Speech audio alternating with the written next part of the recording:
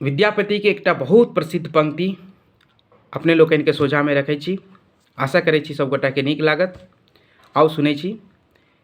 पंक्ति छै, अंबर वदन झपावह गोरी, राज सुनै छी चांदक चोरी। घरे घरे पहरू गेल अछि ज्योहि, अबहि दूषण लागत तोहि। कतय नुकायब चांदक चोरी, कतय नुकायब चांदक चोरी। जतहि नुकायब ततहि इजोरी, हास सुधारस नौकर उजोर। बनिक धनिक धन बोलब मोर, अधर समीप दसन कर ज्योति।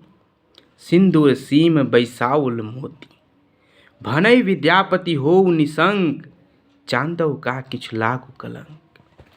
एकर अर्थ की भेलै सेहो समझल जाय। अंबर वदन झपावह गोरी, हे सुंदरी कपड़ा सँ मुँह झाँपि लिअ। अंबर वस्त्र, बदन शरीर, झपावा माने झाँपि लिअ, गोरी माने नायिका, सुंदरी। हे नायिका, हे सुंदरी, अहाँ जे छनि से अपन वस्त्र सँ, कपड़ा सँ मुँह के झाँपि लिअ।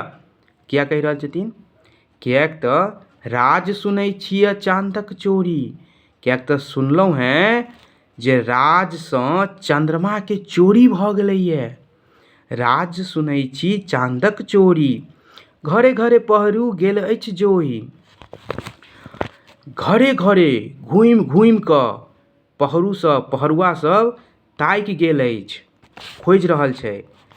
अबहि दूषण लागत तोहि, एखने अहाँके दोष लागि जायत, अहाँ पर आरोप लागि जायत, ताहि दुआरे अहाँ अपन मुँह के जे छै से कपड़ा सँ झाँपि लिअ। कियाकि अहाँके मुँह चंद्रमा सनक अछि और अहाँ पकड़ा जायब, धरा जायब। कतेक नीक जे छै से वर्णन करै छथिन। घरे घरे घुमि कऽ पहरू सब ताकि गेल छै और अहाँके दोष लागि जायत, अर्थात अहाँके मुँह के लोक चान बुझि लेत, चान के चोरावे के दोष अहीं पर मरि देल जाय। आगू कहै छथिन, कतय नुकायब चांदक चोरी, जतय नुकायब ततय इजोरी। चानक चोरी नुकावलो कोना जा सकै छै, जतय राखब ओतय इजोरिया फूटि पड़त। अहाँक हँसी, कहै छथिन, कतय नुकायब चांदक चोरी, जतय नुकायब चंद्रमा छै, ओकरा जतय नुकेबै ततय इजोत भऽ जेतै।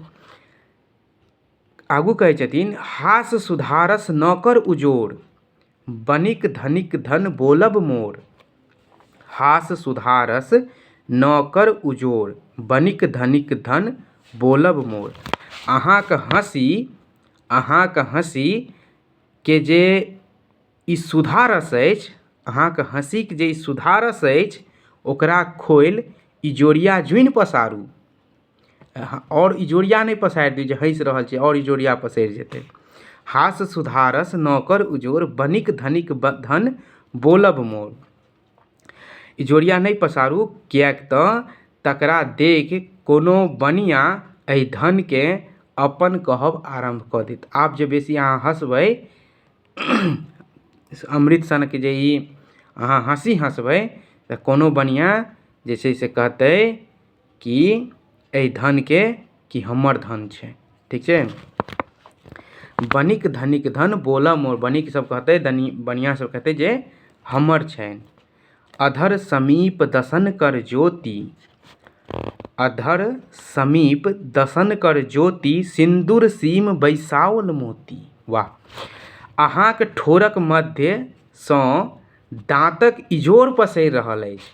अधर समीप दसन कर ज्योति, अधर होठ के बीच सँ दसन माने दाँत, कर ज्योति ज्योति पसरि रहल छै। तऽ कहै छथिन, अहाँके ठोरक के मध्य जे दाँत अछि ओ दाँत सँ इजोत पसरि रहल छै।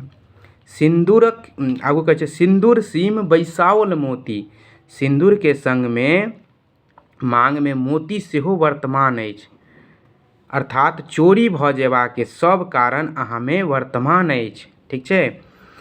तेँ हे सुंदरी, अहाँ अपना के बचा कऽ राखू। ठीक छै। भनहि विद्यापति होउ निशंक, चांदौ का किछु लागू कलंक। विद्यापति कहै छथि जे अहाँ निशंक हो, डरक कोनो बात नहि। चानमे तऽ एतेक भेलाके बादो दाग छै, मुदा अहाँक चेहरा तऽ बेदाग अछि। भनै विद्यापति होउ निसंग चांदों का किछु लाग। चांदमे दाग छै लेकिन अहाँ बेदाग छी। एतेक सुंदर पंक्ति विद्यापतिके लिखल। हम आशा करै छी जे सब गोटाके नीक लागल हैत। बहुत बहुत धन्यवाद।